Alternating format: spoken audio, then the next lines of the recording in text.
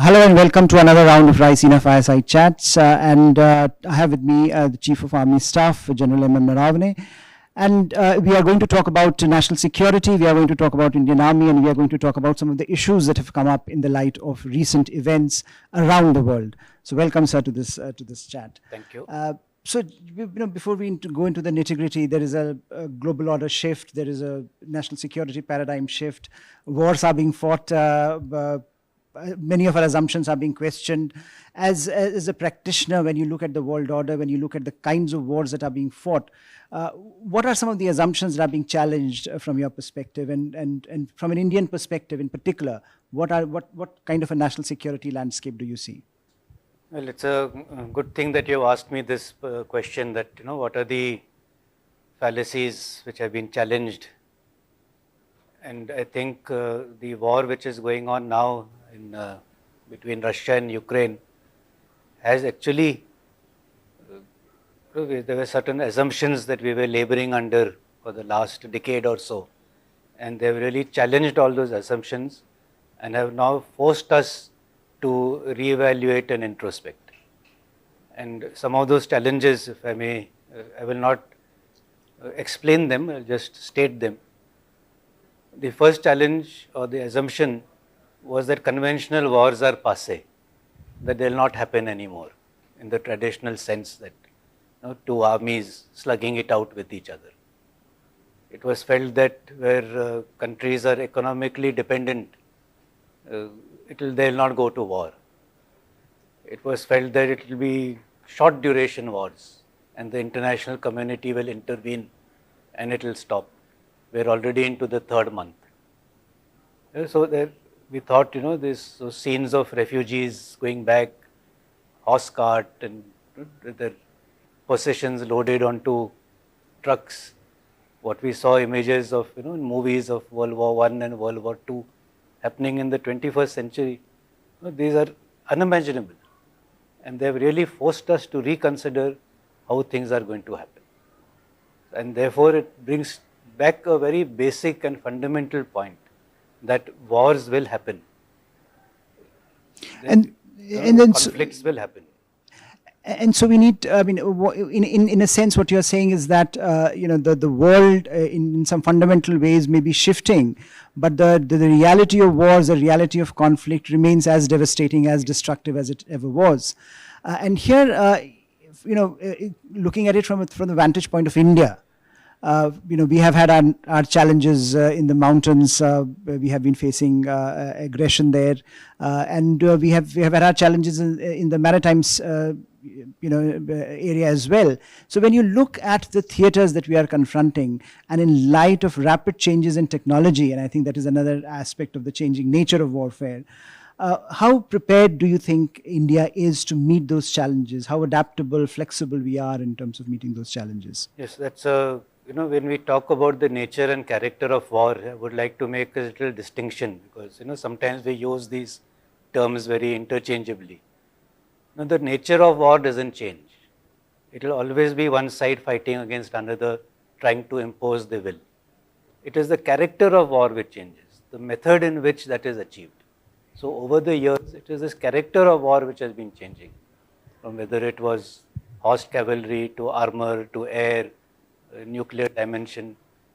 And technology has had a very major role to play in this changing character of warfare. And the way the technology is developing, it is forcing us to adapt and devise new ways to achieve those very fundamental aims, which is, of course, to impose your will on the adversary. So, General, you have laid out in some detail the sort of the changing character, and of course the role of technology. When we talk in terms of Indian Army and Indian Army's capabilities, Indian Army's thinking, I think in particular, has the doctrine evolved in the direction that is needed, or or is this a work in progress? Well, yes, it is always actually a work in progress. We keep evaluating our threats. Based on those threats, we draw out our plans. For those plans to fructify, what are our requirements? It is a classic end ways means matrix, and that is always under it is always dynamic, and we keep trying to make the necessary changes so that we are not caught flat-footed with the developments which are going on. But having said that, another very pertinent point is that in earlier times, we had the doctrine first, and then technology came to our aid to implement that doctrine. Now what is happening is the technology is coming first.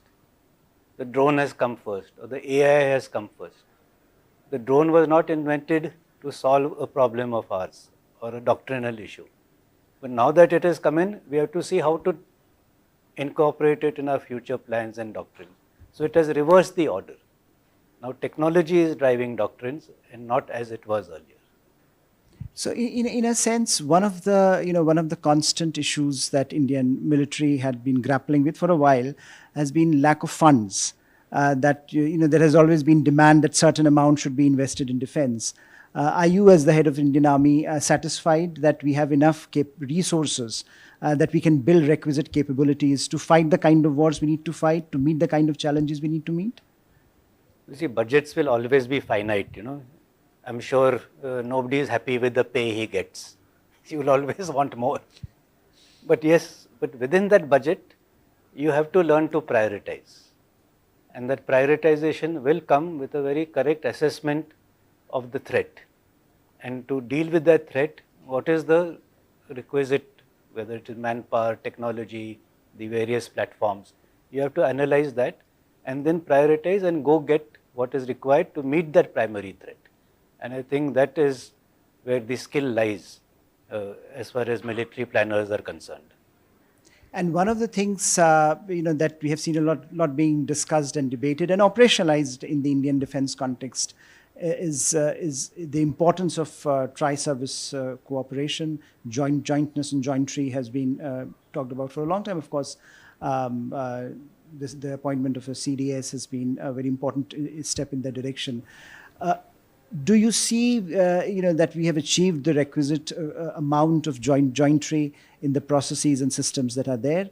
Or again, I think it is going to be a work in progress. But as a general of Indian Army, are you satisfied that the way you are working with the Indian Navy and the Indian Air Force has reached a point where there is greater confidence in the ability of India to bring to bear synergistically its capabilities on the threats that we face?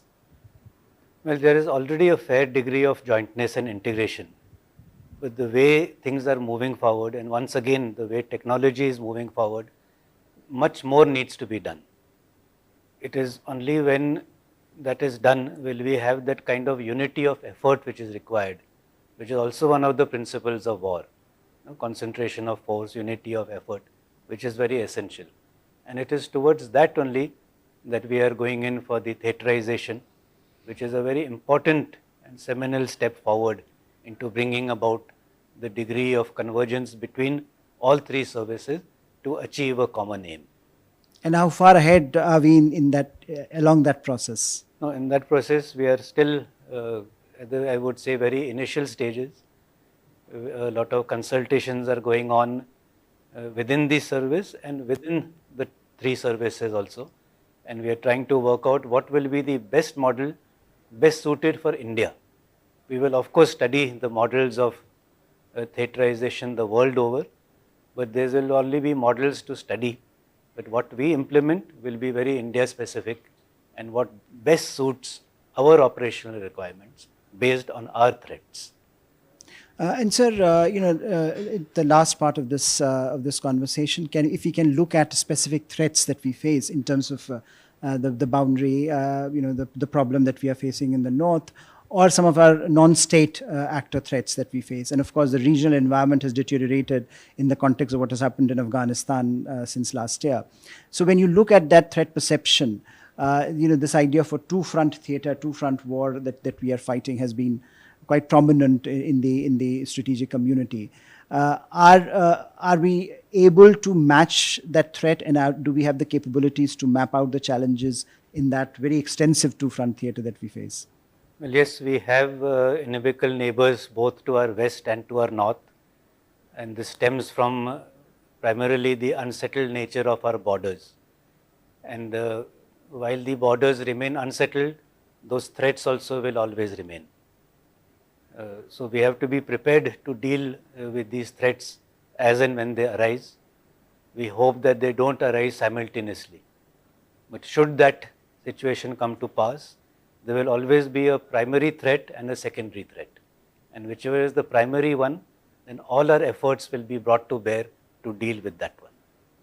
And insofar as there used to be a time when Indian Army was involved a lot in the domestic, internal issues, we have seen that gradually fading away, and there is a greater consolidation along the borders, especially in the context of Jammu and Kashmir. How have you seen the situation evolve and develop, particularly from the perspective of the Indian Army?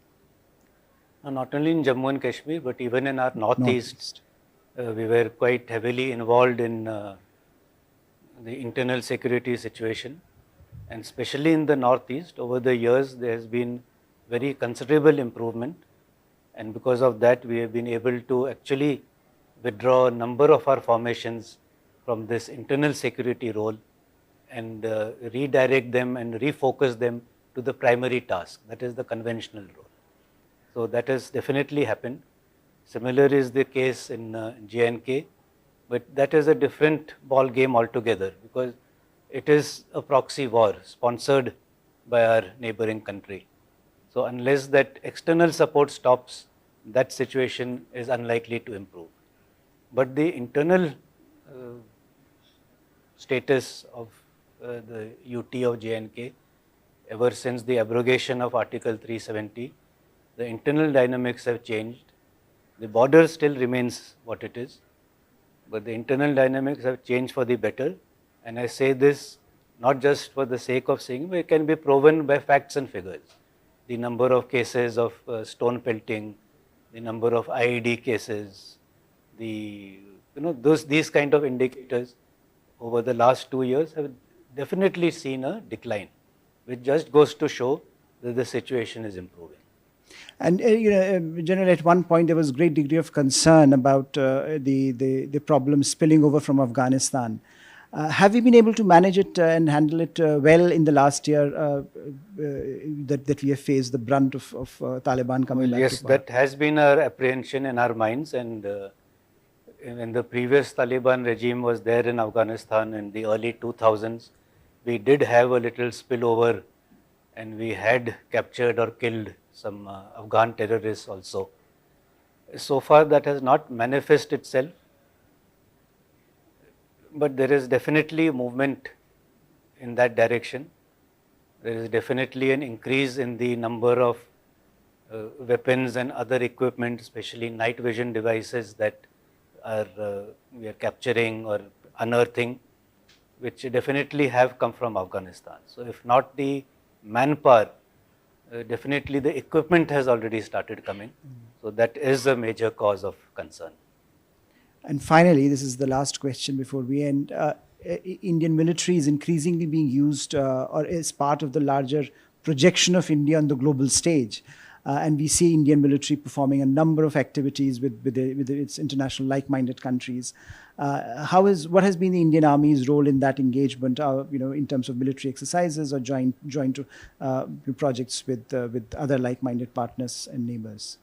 Well, military diplomacy definitely forms part of the larger construct, and as part of the whole of nation effort, the military, that's the Army, Navy, Air Force, all of us have been equally involved in projecting the image of our country through partnerships with like-minded countries. And that is something which I think will only increase in the future. So thank you, General, for talking to us and for giving us your perspective on a range of issues on national security. Thank you once again. Thanks.